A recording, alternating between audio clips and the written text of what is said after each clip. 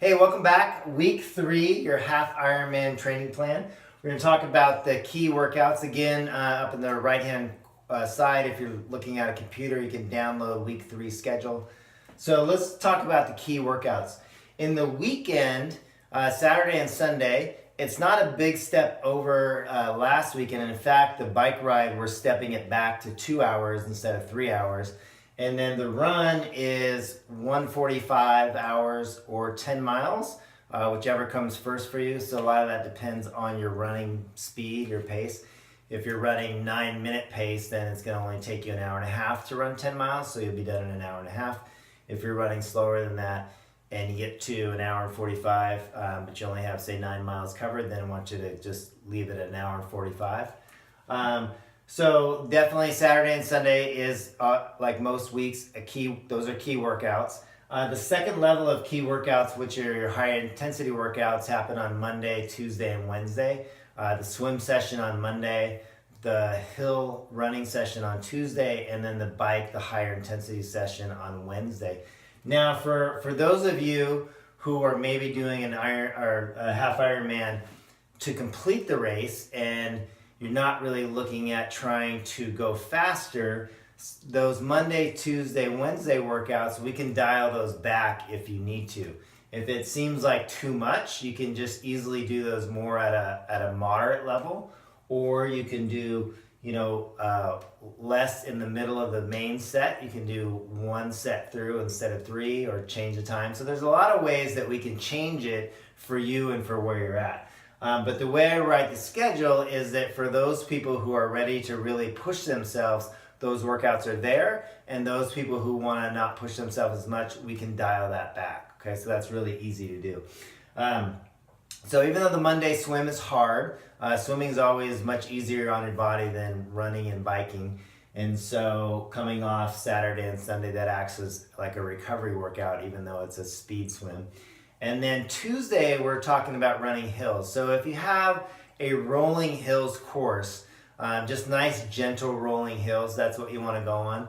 If you're indoors and you're running on a treadmill, then you want to play around with changing the percent grade from 3 to 6%. We don't want anything super steep, and when you're running outside, you don't want anything super steep as well. If you don't have a rolling hills course, but you have, say, an overpass in your town, or if you have just kind of one hill, what you can do is just run up and down that hill. So an example of doing, say, a hill workout, whether that's on a treadmill or outside, would be to take always get a nice warm up in, and then let's say you're going to do the first hill, you're going to run up it for 1 minute. And then you're going to jog back down, take the recovery that you need at the bottom. You can keep jogging flat a little bit. And then we'll go up, say, a shorter distance. We'll have you just go up for 30 seconds, jog back down. We'll do that twice, and then do another one for a minute. That's just one example. There's lots of ways to structure a hill workout. There's no magic formula like you have to do 3 times a minute to reach that, that peak state. It's really just by running up hills, you're going to become a stronger runner, especially from your glutes, and also help strengthen your calf muscles. So that's why we're doing the hill workout on Tuesday. The bike ride, it's some work at higher intensity, some harder bike riding, which will make your regular aerobic riding easier. Okay, so that's for that. I want to take you inside the Sunday bike ride, and you'll see under the main set, it says 3 sets of 15 minutes at race pace, 5 minutes at higher than race pace, and then 15 minutes moderate. This 15 minutes moderate is your recovery period before you start over again. Okay, so those are 35-minute blocks. You're just going to, after warm up, it'll run through those. So that's, I believe, about an hour and 45 minutes. So this 15 minutes at the end will serve as your cool down as well. So what is race pace? Well, for those of you with a power meter, and if you've done an FTP, functional threshold power test, typical race pace for a half Ironman is set at 75 to 85% of your FTP. If you're not using a power meter, then what you want to think about while you're out there riding those 15 minutes is you want to think about, is this a pace that I can maintain for 56 miles? From a perceived exertion standpoint, it should be, if it's your first half Ironman, it's probably going to be down at the moderate end, maybe a little bit harder than moderate. And if you're more experienced, it's going to be up in the moderately hard range. On the bike ride in the half Ironman, you don't want to, go too much above moderately hard. You will have in the race, you'll have maybe some hills that push you out of that moderately hard zone. But if you end up riding in, a hard state, hard perceived exertion for 5-10 minutes several times, you're probably going to really notice you have a poor run split. And the more you race and the more you do workouts like this, the more you start to define for yourself what is race pace effort. And race pace effort changes depending on the distance. Your Ironman race pace effort on the bike is lower than your half Ironman. Your Olympic distance race pace effort is higher. So if we're looking at FTP percentages, Ironman is typically thought to be between 65 and 75% FTP. I do know some athletes who have a lot of experience and they've used the power meter and they know they can race at 80% FTP and still run well off the bike.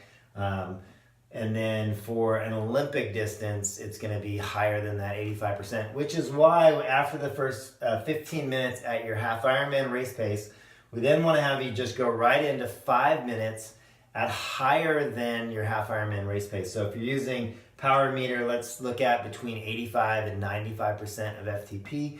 If you're using perceived exertion, let's think about riding that 5 minutes at your Olympic distance race pace. So it's going to be a bit harder, chance to push yourself.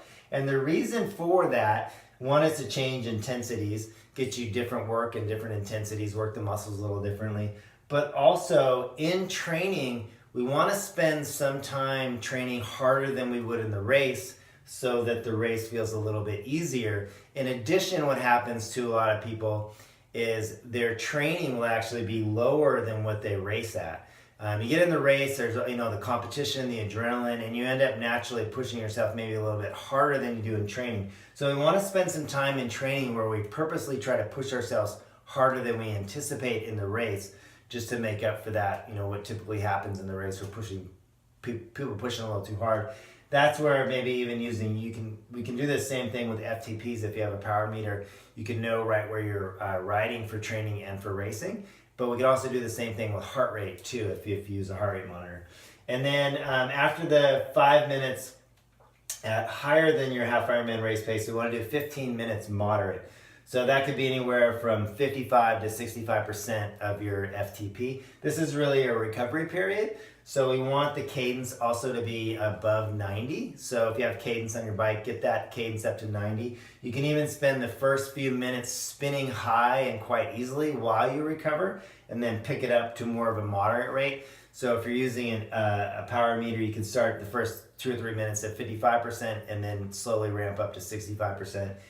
If you're using perceived exertion, the first 2 or 3 minutes could be at an easy PE, and then you can move that up to moderate as you get through the 15. Once you finish this, you're just going to go right into set 2 and you're going to repeat those. Okay, so that's going into the details of that 2-hour bike ride. All right, again, any questions, post them in the comment section. It always helps me when I know what things are unclear or that need more explanation. All right, thanks a lot. Have a great week.